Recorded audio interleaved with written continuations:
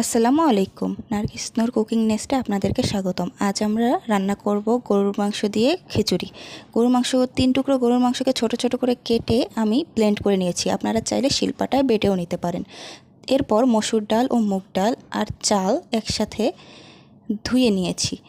আমি এর পাশাপাশি 4টি ডিমও ভেজে নিয়েছি সিদ্ধ করে। আপনারা এটা স্কিপও করতে পারেন। আরেকটি প্যানে সামান্য ঘি এবং গোটা গরম মশলা, তেজপাতা, দারুচিনি, লং, এলাচ, ছোটো এলাচ দিয়ে ভেজে সেখানে আমি কিমা করা গরুর মাংসটি দিয়ে দিয়েছি। আমি এতে কোনো এক্সট্রা পানি অ্যাড করিনি। এই মাংসটি কিছুক্ষণ পর পানি ছেড়ে দেবে, সেই পানিটি দিয়েই একে ভালো মতো সিদ্ধ করে তারপর ভেজে নিয়েছি। সুন্দর মতো ভেজে নেওয়ার পর আমি এটাকে আলাদা একটি পাত্রে উঠিয়ে নিব। এ পর্যায়ে একটু লবণ এবং একটু শুকনো মরিচ দিয়ে দিব।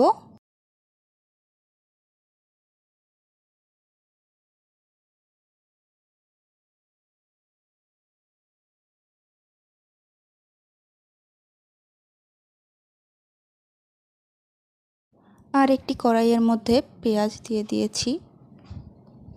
পেঁয়াজগুলোকে ভালো মতো ভেজে নিব। ভালো মতো ভেজে নেওয়ার পর এতে আমরা বাকি উপকরণগুলো অ্যাড করব।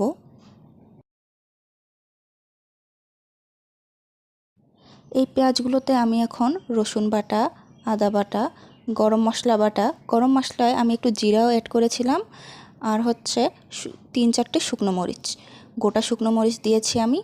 এরপর স্বাদমতো লবণ এবং এরপর যাবতীয় গুঁড়ো মশলা।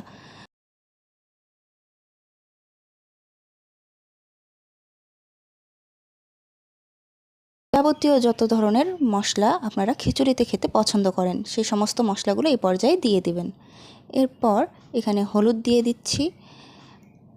আর এবার সেই কিমাটা যেটা আমরা ভেজে নিয়েছি একটু আগেই, সেটাকে আমরা এতে ঢেলে দিব, দিয়ে কিছুক্ষণ ভেজে নেব।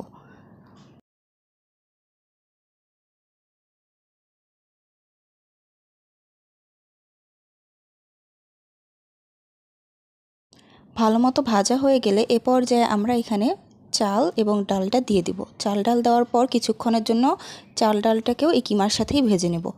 এ পর্যায়ে যদি একটু চালগুলোকে কিমার সাথে ভেজে নেওয়া যায় তাহলে খিচুড়ির স্বাদ আরও দুর্দান্ত হবে। এই ভাজা হয়ে গেলে গরম পানি অ্যাড করব। আমি আমার খিচুড়ির পরিমাণ অনুযায়ী পরিমাণ মতো পানি দিয়ে দিয়েছি। আপনারা আপনাদের খিচুড়ির পরিমাণ অনুযায়ী পানি অ্যাড করবেন। আমি গরম পানি দিয়েছি, আপনারা চাইলে ঠান্ডা পানিও দিতে পারেন। এই পর্যায়ে দিয়ে